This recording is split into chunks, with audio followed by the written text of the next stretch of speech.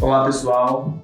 Hoje, começando aqui, o teste do primeiro episódio, na verdade, de um programa, que é o Papo Argos, que é uma ideia nossa, na verdade, para poder falar sobre temas relevantes, tanto na parte da medicina e das especialidades que orbitam aqui a nossa clínica, que inclusive é a nossa patrocinadora, a Clínica Argos, né? Uma clínica que foi montada recentemente com os 3 sócios aqui que estão hoje aqui, que vão ser apresentados daqui a pouco. A Clínica Argos fica na Maria Quitéria, e a gente tem várias especialidades e um foco principal em neurologia clínica. Estamos à disposição de vocês para dar apoio nos tratamentos de doenças, diagnósticos e outras coisas mais. Então a gente vai começar hoje aqui se apresentando. Para quem não me conhece, meu nome é Tarsis Farias, eu sou neurologista já há um tempo na cidade, sou mais velhinho aqui do grupo, mas que já trabalho na cidade há algum tempo. E esses 2 caras que estão aqui hoje são amigos pessoais e também são meus 2 sócios que vão se apresentar. Olá, pessoal, tudo bem? Meu nome é Ricardo Albim, eu sou neurologista, tá? Eu fiz faculdade de medicina na Universidade Federal da Bahia, depois fui fazer neurologia em São Paulo, lá na USP. E depois eu terminei, eu fiz uma complementação em neurologia cognitiva e do comportamento, né? Que é a minha principal área de atuação, mas como neurologista a gente acaba atendendo diversas doenças, não só a parte das demências. E vai ser um papo legal que a gente vai abordar. Tem meu amigo Matheus aqui também, que é outro estudioso desse assunto. E aí a gente vai tentar trazer alguns tópicos aqui de informações que são recorrentes no consultório, que a ideia é trazer conteúdo legal para vocês. Bom, tudo bem, pessoal? Eu me chamo Matheus Gaspar, também sou amigo de Tarsis e de Ricardo e sou médico formado pela Escola Baiana de Medicina e depois fiz neurologia no Hospital São Rafael, em Salvador, e na sequência eu pude acompanhar uma referência da neurologia cognitiva aqui da Bahia, não só das clínicas da UFBA, durante um período, para justamente me especializar um pouco na área de neurologia cognitiva e do comportamento, né, que é o tema da neurologia que envolve muito a doença de Alzheimer e outros tipos de doença da memória, por assim dizer, né? E é basicamente isso. Eu não sabia que você tinha sido da Baiana, não. Eu achava que você tinha sido da Federal. Eu fui da Baiana ainda na época que era a escolinha da Ladeira, né? Então, quando eu sou mais velha daqui, na verdade, então ainda estudei ali quando era em Nazaré, mas Matheus, com certeza, mais novo do que eu, você já pegou o campus novo, na verdade, da faculdade? Eu peguei Nazaré, e aí quando estava terminando, aí estava transicionando para ficar entre Brócolis e Cabula. Certo. Mas, velho, me conta uma coisa aí. Em relação à questão da escolha por medicina, eu sempre fico curioso em relação a isso. O que é que vocês têm em relação a isso daí? Por que vocês decidiram fazer medicina em primeiro lugar? A minha escolha, assim, não foi muito, também não tenho muita história longa por isso, né? Meu pai era médico, então talvez isso tenha influenciado um pouco nessa decisão. Mas você faz medicina pensando no ideal de cuidar de pessoas, assim, é meio, vamos dizer assim, esse comentário é recorrente, né? Mas às vezes não tem como fazer medicina se você não gosta de estar com outras pessoas, ser uma pessoa comunicativa. Então, eu acho que foi por aí que eu me identifiquei mais do que outras áreas de engenharia.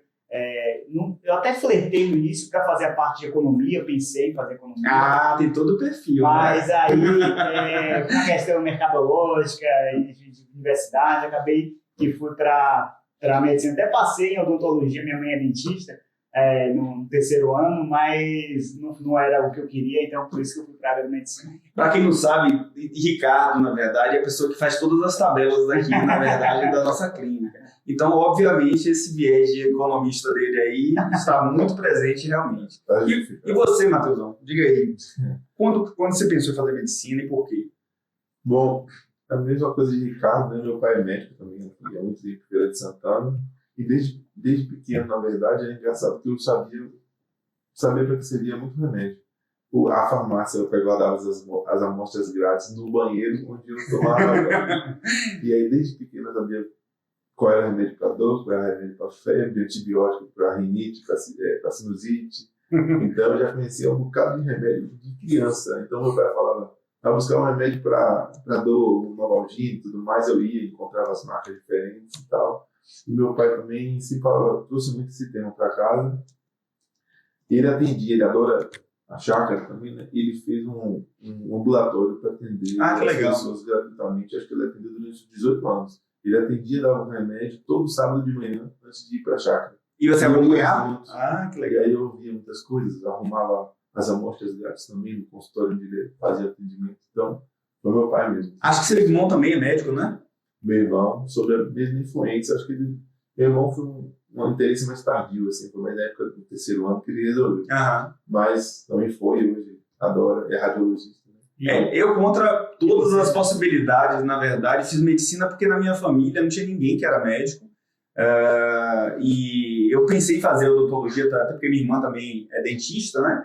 Mas posteriormente eu decidi, no último ano de escola, fazer medicina. Acho que depois de uma palestra eles fazem às vezes essas palestras de vocacionais no colégio, e aí eu me interessei e disse, olha, eu vou fazer, entendeu, né? Na época, até meus pais falaram, você vai fazer mesmo, tem certeza e tal? Eu falei, vou fazer. E aí estudei, passei no vestibular e levei em frente. E eu acho que você falou uma coisa bem legal, Ricardo, que eu acho que a pessoa, para poder fazer medicina, ela tem que gostar de gente, né? Hoje em dia, a gente tem que entender que gostar de pessoas, né, ter empatia por pessoas é essencial na profissão. Sem isso daí a gente não consegue levar em frente, não é verdade? Né? E a neurologia, Tassi? Qual foi o motivo? Onde foi que você se encantou aí? Olha, veja só, eu, na verdade, não tinha especialidade até o 6º ano de medicina. Eu, no 6º ano de medicina, não sabia para onde eu ia, porque eu cheguei a pensar, disse, poxa, será que todo mundo escolheu a área de especialidade e eu ainda não? Por que isso não aconteceu comigo? E então, na época, eu tive o privilégio e a sorte de participar, inclusive, de onde Matheus fez a residência dele, que foi lá no São Rafael, um grupo de São Rafael, né, do Haroldo Bacelar, e me encantei com o modo de lidar com os pacientes, com a versatilidade da neurologia em relação à questão de exame e outras coisas mais. Me encantei e aí decidi fazer. E aí depois fui para São Paulo, lá em Ribeirão Preto, fiz minha especialidade, subespecialidade, e depois disso só fui fazendo um monte de especialidade para poder ir adicionando, na verdade, as atividades atuais. Mas você faz também eletromiografia, né? Por quê? Assim, conta pra gente por que você decidiu, depois de um tempo, já na neurologia, já fazendo uma sub-área, você resolveu fazer? É porque minha residência lá em Ribeirão Preto, na verdade, o Ribeirão Preto é o local em que você tem uma neuromuscular muito forte, né? A gente tem o nosso coordenador de residência, ele é especialista em neuromuscular e a gente tinha a eletromiografia muito forte lá. Na época, na verdade, como eu sou um pouco rebelde, eu disse, não, eu não vou fazer neuromuscular, eu quero fazer uma outra especialidade. Aí fiz neurogeral lá, fiz transtornos do movimento, né? Que foi uma área em que eu fiz a minha atuação inicial. Mas quando eu cheguei aqui, na verdade, na Bahia, depois eu disse, poxa, eu gosto, na verdade, de eletromiografia. E resolvi fazer o treinamento. E aí fiz 2 anos de treinamento com eletromiografia, inclusive lá no Hospital São Rafael. E hoje em dia eu atuo na área também, entendeu? Mas eu gosto muito de consulta. Eu acho que eu gosto da neurologia como um todo. Eu tenho uma certa dificuldade de escolher a área, na verdade, entendeu? Né? Na neurologia. Agora, aproveitando esse tópico, já para a gente só terminar esse assunto, vocês dois fazem aplicação de toxina botulinum. Acho que vale a pena explicar assim, o que é, qual o benefício, por que vocês escolheram essa área, assim, do ponto de vista de cuidar dos pacientes, né? O que é relevante, Matheus? Por que você foi para essa área também? Bom, lá no São Rafael também, acho que a gente se influencia muito pelos nossos professores ali, né? E dentro do São Rafael eu tive 2 professores que me aproximam mais. E um deles trabalhava com toxina botulínica para tratamento de doença neurológica, para dor, para doenças especificamente, por exemplo, sequela de AVC, complicações de doenças do transtorno do movimento, como distonias, né? E bom, quando chegou ao final da minha formação de residência, um desses professores me convocou para ficar ajudando ele e aprender lá também. E eu fiquei praticamente 4 anos lá, ajudando, colocando paciente em maca e aprendendo um pouquinho como é que como é que era utilizado. Carregando a carga, né? Carregando peso, né? Eu fiquei lá exatamente isso, observando, né? Ele trabalhar aí durante muito tempo e depois comecei paulatinamente a aplicar também. É uma coisa que as pessoas não conhecem muito, mas a toxina botulínica, conhecida como Botox, né? Ela foi criada para tratar doença oftalmológica, né? Então, o primeiro uso de Botox foi para tratar estrabismo, né? Então, o paciente que tem um desvio dos olhos, né? Então, era aplicado o Botox num desses músculos para esse desvio reduzir. Então, até que o nome do remédio era Oculino, mas aí depois de um certo tempo percebeu-se que ele tirava as rugas quando se aplicava, né? E aí virou, na verdade, uma febre, foi comprado pela dermatologia e trocaram o nome do mesmo remédio para Botox. Mas começou tratando doenças oftalmológicas, depois neurológicas, e só depois a dermatologia que se apropriou. Hoje, quando fala de Botox, fica parecendo, né, que está se usando para tudo, mas na verdade não. O uso primário foi em oftalmologia. Quantas vezes, doutor Matheus, você não ouviu alguém... Doutor, você não aplica para estética, não? Tira essa ruguinha aqui minha. Elas pedem muito, não pedem, Matheus? Acontece frequentemente, né? Mas aí é uma coisa só para dermatologista.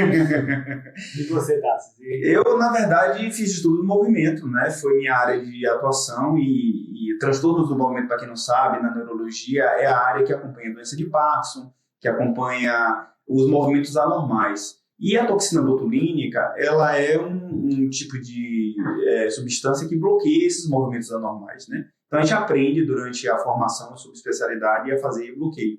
Só que na minha época, a gente fazia cegas, na verdade, a gente acertava o músculo, né, às cegas, e hoje em dia, tanto eu como o Matheus, a gente faz guiado por ultrassom, né? Que adicionou aí pra gente uma segurança maior de acertar o músculo, né, Matheus? Que antigamente eu acho que a gente errava bastante, né, velho, antes do ultrassom, né?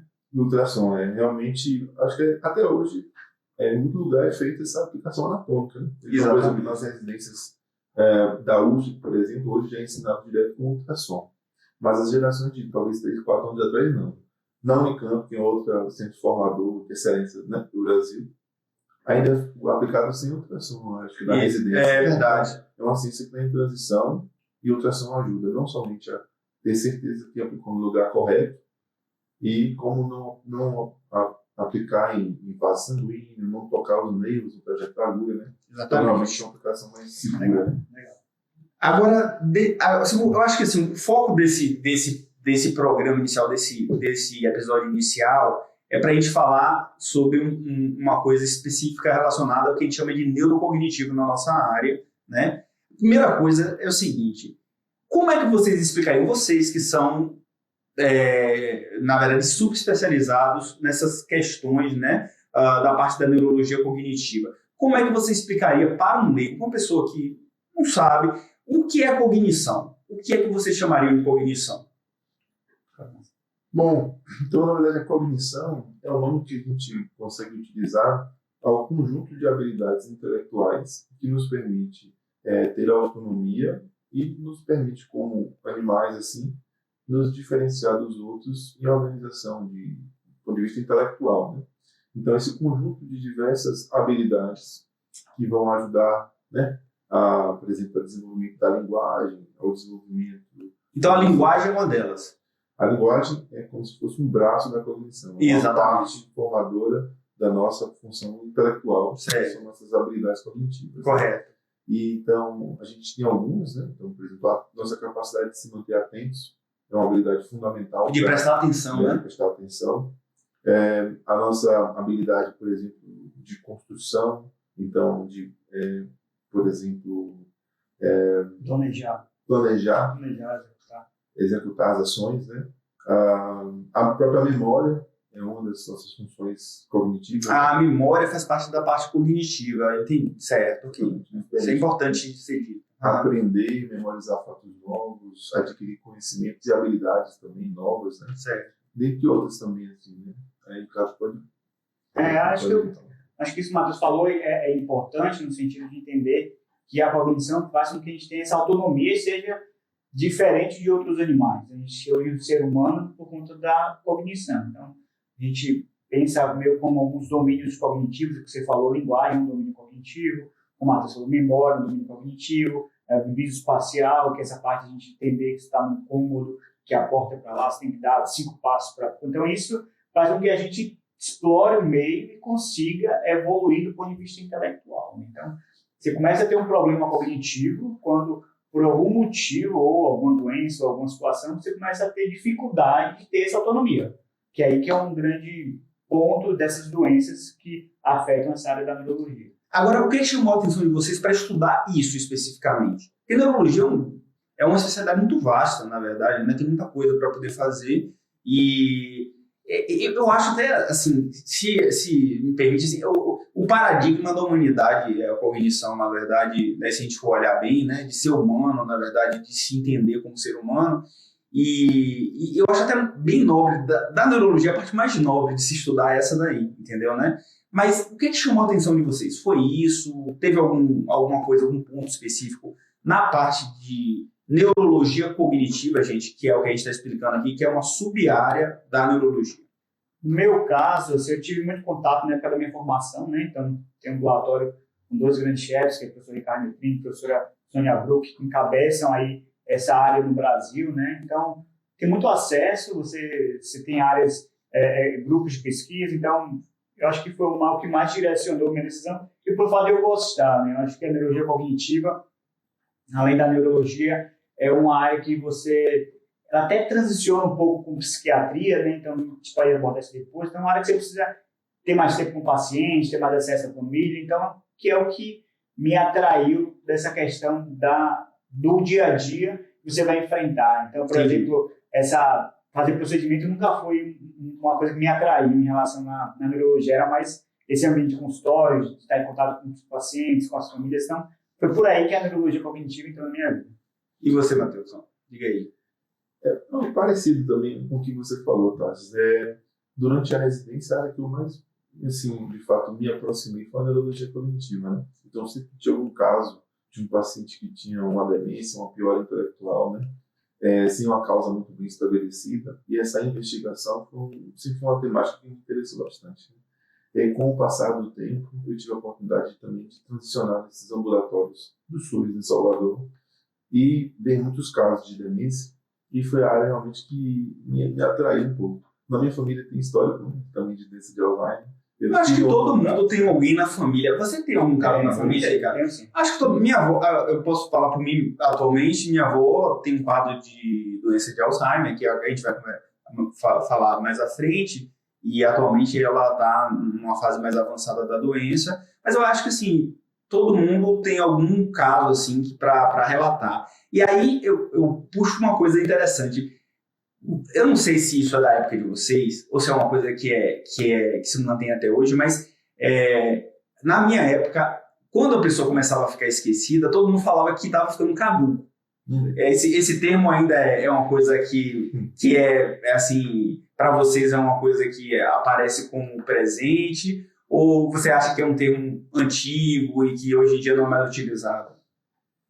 Bom, eu acho que já foi e voltou um pouquinho, né? Porque antigamente as pessoas falavam caduco quando eu era criança, no sentido de que é um idoso, que hoje está tão idoso, exatamente, e começou a trocar um pouco as coisas, mas acho que não tinha um aspecto da gravidade de um Alzheimer que a gente vê. Era uma forma um pouco mais leve, mais branda, que ele é um pouco esquecido, mas também. Era natural. Era natural. Depois a coisa virou. E aí hoje em dia até os pacientes falam, não, aqueles pacientes que a gente falava antigamente que eram caducos, na verdade, tinham mesmo a doença de Alzheimer. E hoje eu acho que já é um terceiro caminho. Esse caduco provavelmente não era um Alzheimer, porque o Alzheimer é uma das várias doenças da memória, né? Então tem formas mais brandas do envelhecimento mais assim avançado, paciente de 85, 90 anos, que parecem um Alzheimer, mas não são, né? Então acho que o caduco foi isso. Era muito benigno, depois ficou muito maligno. Eu acho que é um meio do caminho entre os dois. Aí eu concordo com o Matheus, perfeito. Agora, eu acho que tem uma coisa importante, porque antigamente o acesso à saúde não era fácil. Então, as pessoas viram como um processo natural e buscavam ajuda. Está acontecendo, tudo bem. Hoje, habitualmente, a família busca ajuda. Busca um neurologista, faz alguns exames complementares. Então, hoje você tem uma atenção maior para esse perfil de população, que antes você não tinha, né? Perfeito. E aí, com acesso maior à saúde, o número de diagnóstico aumenta. E aí, sempre vem esse tópico do caduco, né? Pessoas mais velhas. Eu sempre contra-argumento da seguinte maneira: como se fosse um processo natural da velhice, Como você explica aqueles pacientes que a gente vê, a gente conhece, inclusive de 100 anos, com a capacidade cognitiva plena, que dirigem, Sim, claro. viajam, enfim, tem uma vida autônoma. Então, não é um processo natural da velhice. Exatamente. Que antes se interpretava assim, tá? Vai ficar velho, vai ficar caduco. Hoje a gente já mudou esse paradigma. É engraçado, na verdade, vocês falarem isso, porque assim, eu fiquei curioso em relação a caduco e eu ainda vou ter assim, considerações sobre a caduquice, na verdade, né? Porque eu fiquei dizendo, poxa, na minha época se falava em caduquice, era exatamente o que eles falaram, às vezes a gente achava que era uma coisa normal, depois eu acho que o termo até se tornou um pouco pejorativo, na verdade, entendeu, né? E se você olhar bem na etimologia da palavra, caducus vem do latim, caducus é cair, na verdade, caído. Tanto é que se você for ver um termo jurídico, né, caducou, na verdade, aquele processo, né, ou seja, já caiu, não faz mais parte. Então caduco vem disso daí, na verdade. E aí eu resolvi colocar uma pessoa da geração Z para poder dar a opinião dela, que é a minha filha. Eu gravei, na verdade, ela respondendo o que ela achava que era caduco. Vamos ouvir o que ela está falando aqui. Deixa eu puxar aqui, porque eu perguntei para ela. Olha só. Deixa eu ver se está com volume bom. Cecília, fala para mim o que você acha que é caduquice. Caduquice. Minha filha tem 12 anos. O nome dela é Cecília. E eu perguntei para ela, na verdade, o que ela achava que era caduquice. Cecília, fala para mim o que você acha que é caduquice. Caduquice é uma coisa que vem na sua cabeça, como, por exemplo, aquele velho caduco. Caduco, naquele sentido, significa velho esquecido. Ok, muito obrigado. Tá parcialmente certo, como todo mundo imagina. Né? Exatamente. Então, você vê que tem ainda uma relação com memória, na verdade, né? Mas o termo, na verdade, vem de caído. E, de certa forma, né, é o que acontece com a memória de algumas pessoas que acabam tendo supostamente caduquice, né? É um termo que hoje em dia a gente vê, as pessoas, eu acho que tiveram mais acesso, como você está falando, à informação. E hoje o termo Alzheimer, na verdade, demências, não é uma coisa tão assustadora como era antigamente, né? Hoje as pessoas já entendem. Quando você fala, doença de Alzheimer, até pessoas que têm, vamos dizer assim, que não tiveram acesso ao estudo ou à informação de forma muito importante, elas conseguem compreender, né? Então, enfim, vamos então adentrar pelo processo do que chama atenção para as demências, mas principalmente a demência de Alzheimer, entendeu? Ok? Certo? E esse termo, esse paradigma do Alzheimer, chama-se memória, na verdade, né? Só fazer um parênteses para explicar o que é uma demência aqui, só para ficar claro esse termo. Então, demência é uma doença neurológica que leva o paciente ao comprometimento da sua função, da sua independência. Exatamente. Você pensa na demência quando aquele paciente que fazia tudo sozinho começa a ter dificuldade, quando a família começa a ter atenção, você sai de casa, começa a ter medo de dirigir, começa a tomar afeto da parte financeira, a parte organizacional da vida. Então, só para deixar mais claro importante o que é esse termo de demência. É importante, até perda de função, na verdade, né? Certo, então é importante, de fato, falar sobre a questão, na verdade, da disfunção ligada à alteração cognitiva e que traz, na verdade, a disfunção do dia a dia para o paciente, que é justamente o que a gente está falando de demência. E aí, o que eu quero perguntar para vocês é o seguinte, em relação à memória, certo? Quando vocês, como especialistas, ficam preocupados quando o paciente refere que está tendo alteração de memória? Porque é comum, e eu digo, como eu sou neurologista, eu atendo pacientes de todos os tipos, aparecerem várias idades, várias gerações de pacientes, sejam idosos, sejam novos, queixando-se do seguinte: doutor, eu estou esquecendo com mais facilidade. Quando que isso é uma coisa que preocuparia uma pessoa especialista na cognição como vocês? Bom, então eu vou começar a falar, é uma pergunta interessante, né? E muito comum no consultório, né? Porque realmente pacientes de 30 anos, 40 anos, de todas as idades se consultam com queixa de esquecimento, né? A primeira coisa que eu falo assim frequentemente até no consultório é que nem todo mundo tem a mesma memória. Então tem pessoas que a vida toda não foram bons com nomes, não foram bons com números. Então há de se perceber que nesse processo de perda de memória a comparação só pode ser feita com o próprio paciente. Isso é uma coisa comum, né? Meu marido é muito bom, ele lembra de tudo, eu não lembro de nada. Então, a primeira coisa é essa. O parâmetro de comparação é o próprio paciente antes do surgimento da queixa, né? A segunda questão é que esquecimento é algo comum. Então, se todo mundo esquecesse todo mundo que esquece, se tivesse uma demência, uma doença, ia ser uma coisa trágica, né? Mas, na verdade, é a minoria das pessoas que vão adoecer com a doença da memória, com o Alzheimer, né? Então, o grande marco, eu acho, que preocupa muita gente, é quando o paciente reduz realmente o patamar de memória que ele tinha precedentemente. Então, há uma mudança marcante no desempenho que ele tinha previamente e que isso, de alguma forma, impacta em sua funcionalidade, né? Então, aquele paciente que tem algum prejuízo no trabalho, porque não consegue mais manejar o próprio trabalho como antes. É um paciente que começa a pedir ajuda das pessoas da família, por exemplo, para manejar as finanças, porque esquece de pagar realmente o boleto de forma consistente. É aquele paciente que a família também às vezes se preocupa, porque conta uma história e depois tem que repetir aquela mesma história várias vezes, porque o paciente parece não registrar aquilo que foi conversado, né?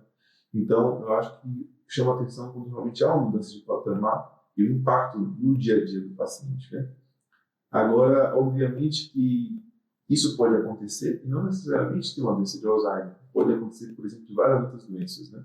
E aí, Ricardinho, convite assim, essas outras causas, por exemplo. Assim. Não, eu só vou acrescentar isso que você falou, que uma coisa que eu sempre destaco é o tempo. Então, às vezes, o paciente procura, tem uma semana até esqueci, então, será que é? Não é. Então, assim, a gente está falando normalmente de doenças que são lentas, então, aquele de evolução de 1, 2, 3 anos, então, isso tem que ficar bem claro. Assim. Mas, para a queixa de memória, ainda mais nesse contexto a gente fala, talvez aqui para pessoas mais jovens, né, pessoas só plena função do trabalho, quando vem com queixa de memória, na esmagadora maioria das vezes, é por conta de outros problemas. Às vezes, insônia, transtorno de humor, como ansiedade, sintomas depressivos, tem que investigar outras causas metabólicas, função tireoidiana. Então, a chance de ser uma doença neurodegenerativa causando esquecimento no paciente jovem é muito, mas muito baixa. Mas, claro, que demanda uma investigação, né? Por isso que o paciente não vai buscar ajuda. Mas isso dá para poder, talvez, calentar um pouco o coração, porque fica sempre esse medo, principalmente quando tem alguém na família, e é muito comum logo após o diagnóstico na família. Então, tá tudo bem, aí, de repente, recebeu o diagnóstico e a volta com o Alzheimer, e aí a pessoa começa a totalmente esquecida, tem uns 2 meses que eu estou atrapalhando, não lembro se eu fechei o carro, se eu guardei onde eu guardei as coisas, aí ele vai buscar meio desesperadamente alguém para poder pensar. Muito comum. Então, é esse cenário que a gente enxerga, mas claro que se tem um sintoma que está demandando uma preocupação, buscar ajuda vai te ajudar a entender melhor e ver de que forma pode ser Perfeito. Pode ajudar. Perfeito, eu entendo da mesma forma. E assim, o que é que vocês diriam, assim, como especialistas? Vamos pensar assim, qual é a importância da memória no funcionamento do cérebro, do pensamento, da função, do funcionamento do ser humano? Qual a importância dela?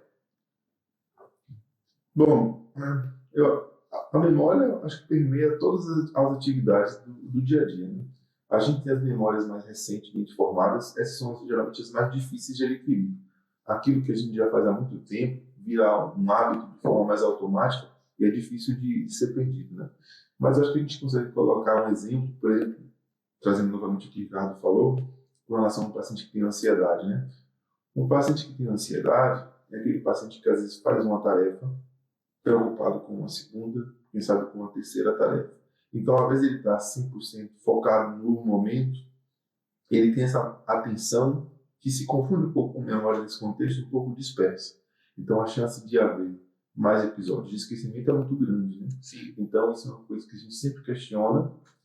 E a memória é o que nos permite, na verdade, conviver em sociedade sem grande impacto. Então, o paciente que começa a esquecer, ele começa a ter prejuízo no dia a dia. Seja no trabalho, porque chega atrasado, um trabalho que foi solicitado até uma determinada data, que ele consegue ser cumprido, se precisa apresentar na escola, assim, na faculdade, no trabalho, existe algum prejuízo, então acaba permeando todo o dia a dia da vida, não somente social, como profissional também, né?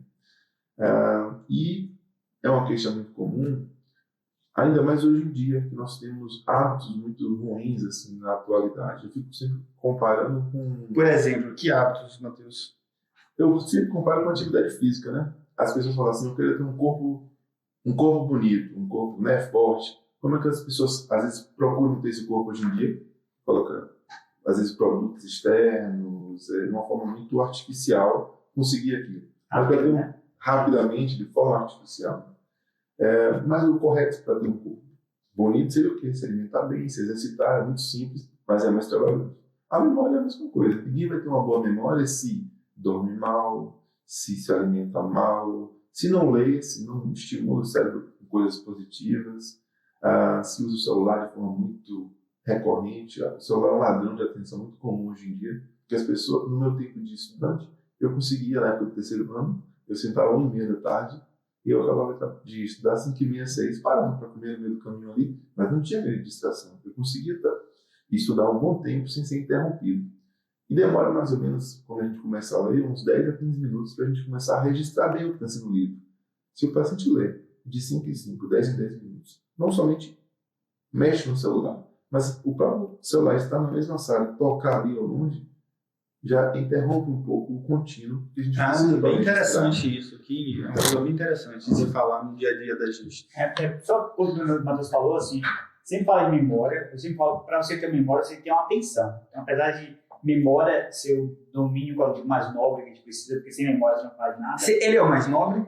Eu acho que ele é mais nobre na vida da gente. Sem memória a gente não consegue avançar em nada, porque se você aprender, você não consegue executar, assim, sabe? Então, na época da infância, até então, você aprendeu, claro que nesse processo de aprendizado, envolve essa circuitaria de memória do nosso cérebro. Então, andar de bicicleta, você tem que aprender e depois você aprendeu essa parte, você sabe. Então, outras coisas também, linguagem, enfim, tem muita coisa que envolve a parte da memória. Mas a atenção tem que ser algo nobre também. Então, eu diria que não dá para ignorar uma atenção, porque você não tem memória sem ter atenção. Isso é uma parte, um pilar importante. Eles são, na verdade, estão de mão dadas, na verdade, né?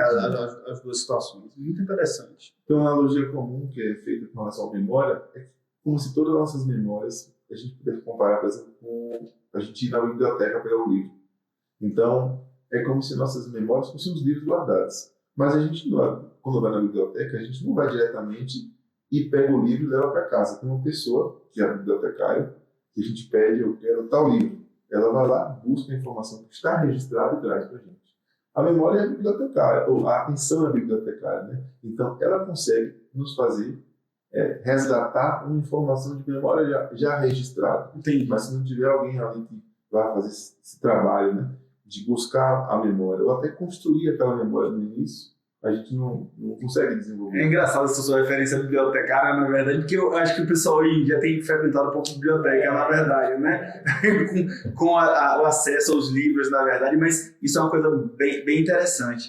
E puxando esse gancho aí, na verdade, da questão de filosófica e de biblioteca, a gente, se a gente pensar bem, os gregos já entendiam, na verdade, a importância da memória como, na verdade, o formador dos pensamentos, entendeu, né? Se você for olhar bem, na verdade, a deusa que é responsável pela memória é a Mnemônides, na verdade, né? Que ela casou com Zeus, e com Zeus ela teve, na verdade, as musas, que são, na verdade, as formadoras de vários contextos, na verdade, cognitivos, né? Mais direcionados, por exemplo, a formação da música, entendeu, né? A formação da tragédia, entendeu, da comédia. Então, todas essas, vamos dizer assim, as representações de arquétipos ligados à questão dos outros fatores cognitivos, eles estão ligados diretamente com a mãe inicial, que é a memória, entendeu, né? Olha que coisa interessante. Então, assim, já há milênios atrás, né, os gregos já entendiam essa importância da memória, que hoje em dia tem se tornado cada vez mais estudada, como vocês têm demonstrado aí, né, pela subespecialidade de vocês, né, e que vocês têm acompanhado pacientes nesse contexto. Mas, assim, vamos pensar numa coisa. A gente agora pegou um paciente que está justamente naquele contexto que não são alterações de memórias benignas, né? Ou seja, ligado a alguma doença orgânica, ou ligado à falta de atenção, ou ao dia a dia, ao estresse, certo? É o paciente que justamente você está suspeitando que seja um quadro demencial. Por que a demência de Alzheimer, e aí a gente vai falar agora de uma doença, né? Esse nome já não é tão incomum para as pessoas, né? Hoje todo mundo conhece, mas a demência de Alzheimer, por que ela aparece com a primeira placa, a primeira coisa que aparece na mente da gente quando a gente está lidando com um paciente que está com perda funcional de memória, esse diagnóstico aparece tão forte assim. Por quê? Eu vou destacar duas coisas, depois deixo o Matheus também completar. Primeiro, porque uma doença é muito comum. Então, se é uma doença muito comum, certamente, se você, como a gente falou, tem gente na família que tem, as pessoas também têm pessoas na família. Segundo, existe ainda um medo, porque às vezes essas pessoas, maioria delas, teve contato com pacientes com esse diagnóstico numa fase difícil da doença, numa fase com muita alteração de comportamento, com sono. Então, isso gera um receio e medo de ver você numa situação como aquela, você se espelhar naquela situação, isso gera um desconforto, assim. Então, eu diria isso, o medo de ter a doença, segundo, porque ela é muito frequente na nossa população. Exatamente, né? É a causa mais comum de demência no mundo, é a doença justamente de Alzheimer, né? Então, acho que essa frequência é muito importante. E é uma construção cultural também, né? Antigamente se falava menos, mas com o passar do tempo é mais discutido no dia a dia. Nosso envelhecimento populacional faz, né? O principal fator de risco para ter uma demência é envelhecer. Então, como a nossa pirâmide etária está ficando, né? Uma tendência maior de ter muito mais gente com mais idade, cada vez mais vai acontecer mais demência, porque é um fator de risco marcante é envelhecer mesmo. Né? Então, acaba que é um tema comum no dia a dia, na vida das pessoas, principalmente as pessoas que têm mais idade, já está presente na cultura popular também, em filmes, né, em livros também. Então, acho que é uma doença, talvez na neurologia, a mais famosa. Eu não consigo pensar outra doença da neurologia que seja mais conhecida, talvez enxaqueca, Alzheimer de fato. Assim, eu acho que é um nome que ficou já bem conhecido, na verdade, né, dentro da população como um todo, né? E como que é a jornada desse paciente? Mas eu não diria só do paciente. Vamos voltar da seguinte forma. Quando a gente pensa no paciente com Alzheimer, a gente tem, na verdade, um contexto aí que não é só o paciente. A gente vai lidar com paciente e família. Não sei se vocês têm essa mesma impressão. Então, o cuidador, a pessoa que vai assumir, vamos dizer assim, as responsabilidades e as coisas que aquela pessoa já não vai ter mais condições de lidar. Vamos pensar, então, a jornada desse paciente aí. Quando a gente pensa em Alzheimer, a gente, na verdade, está pensando num contexto dual aí, que é o paciente e a família, e o cuidador, né? Como, na visão de vocês, especialistas, é a jornada desses dois entes, o doente e o cuidador? Bom, eu vou falar assim, eu falo do paciente, o cara pode falar, por exemplo, do cuidador, né? O paciente pode enfrentar ou encontrar essa doença inicialmente de formas diferentes, pela própria natureza da doença, né?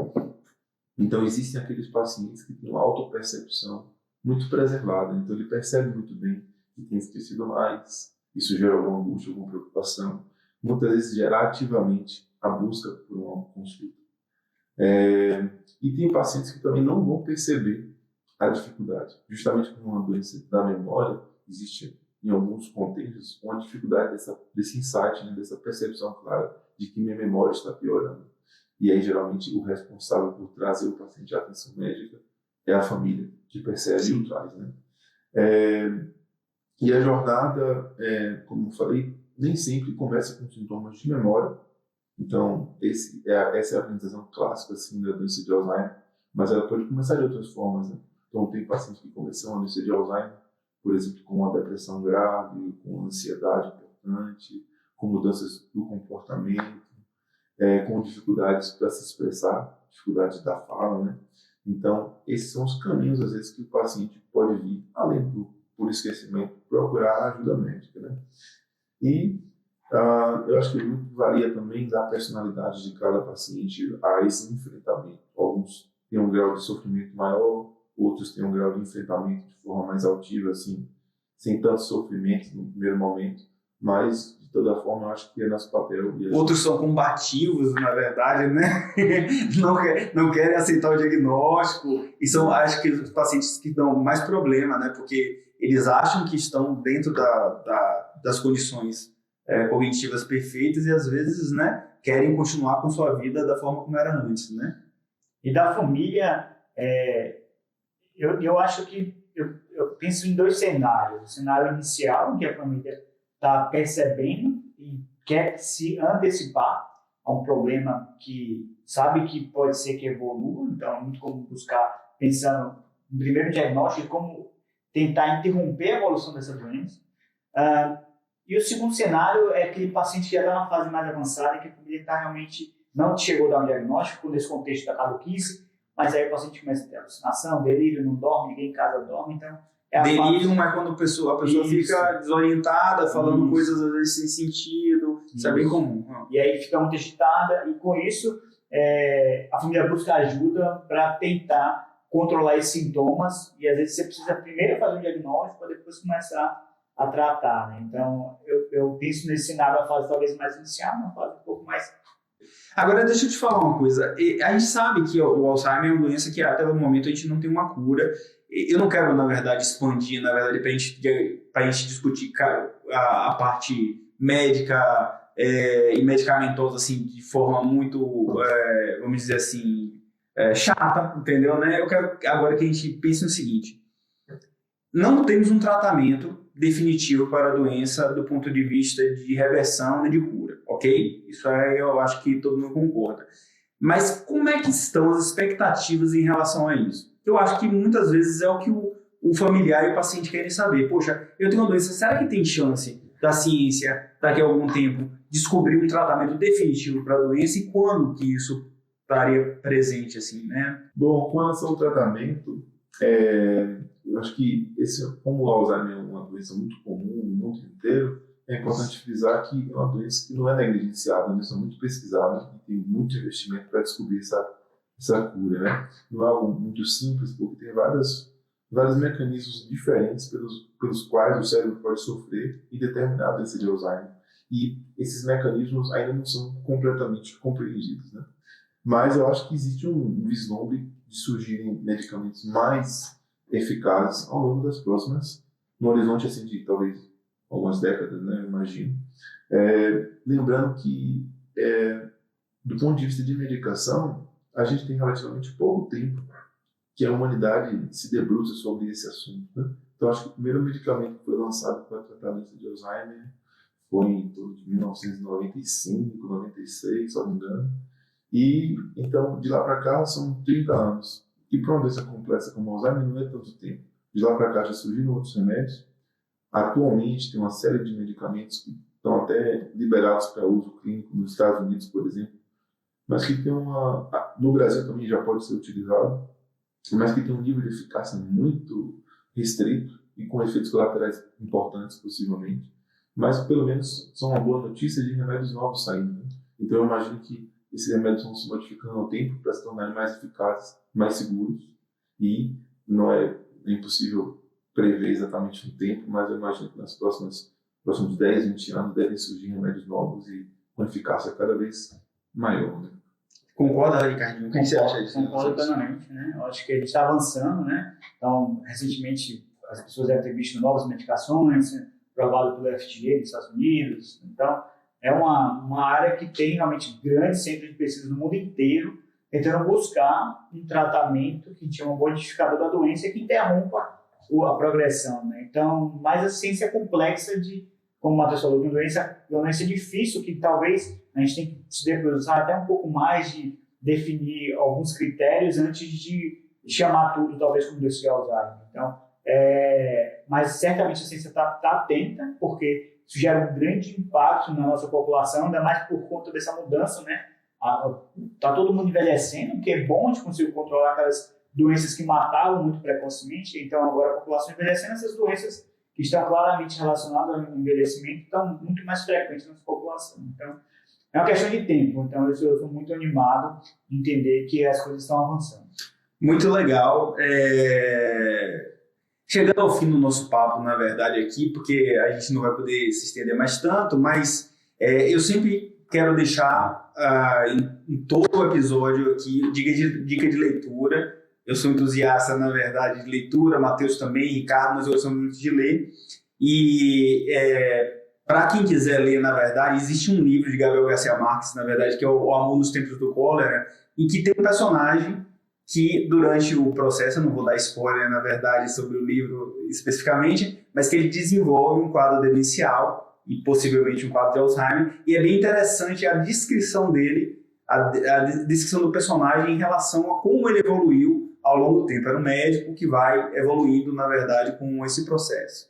Então, quem tiver interesse de ler, O Amor nos Tempos do Cólera, eu acho que vale a pena, é um livro legal para poder estar vendo, né, na literatura como é que isso,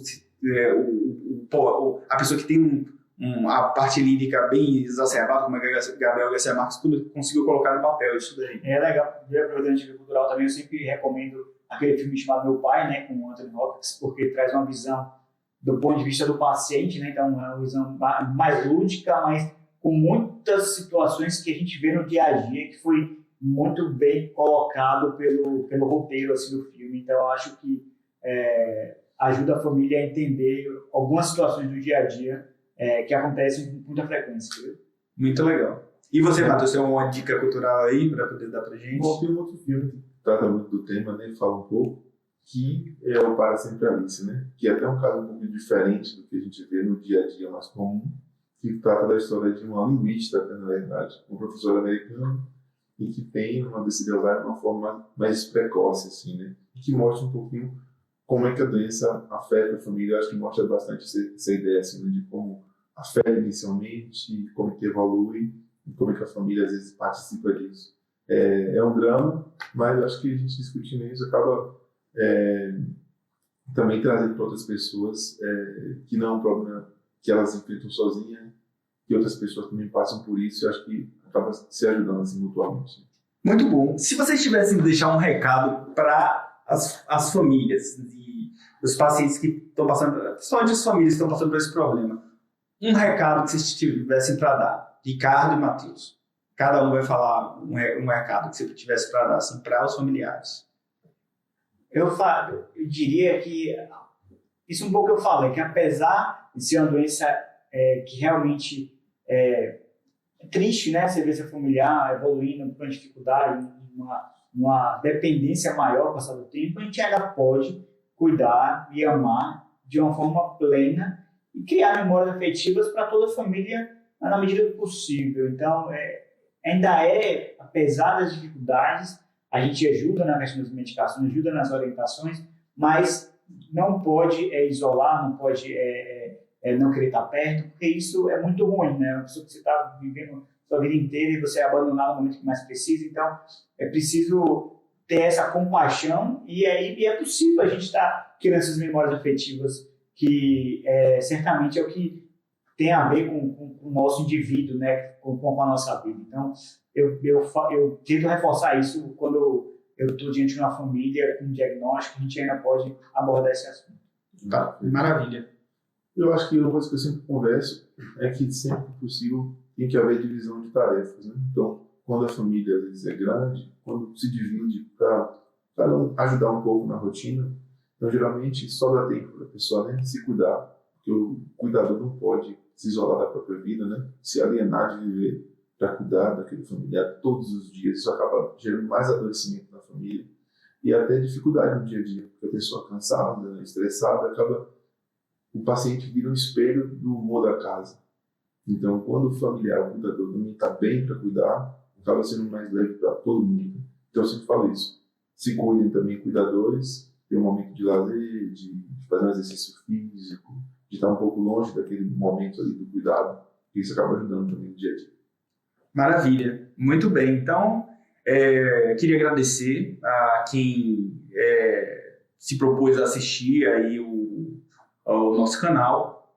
A gente vai postar esse vídeo no canal do YouTube, então a gente pede para vocês aí, se vocês gostarem do vídeo, compartilhem, entendeu? Né? Também curtam o vídeo aí para que a gente possa fazer mais programas, entendeu? Né? E colocar mais tópicos da parte da clínica Argos, né? Do Papo Argos para vocês. Então, um grande abraço, despeço aí vocês, amigos, obrigado. Obrigado, Tassi. Obrigado, pessoal.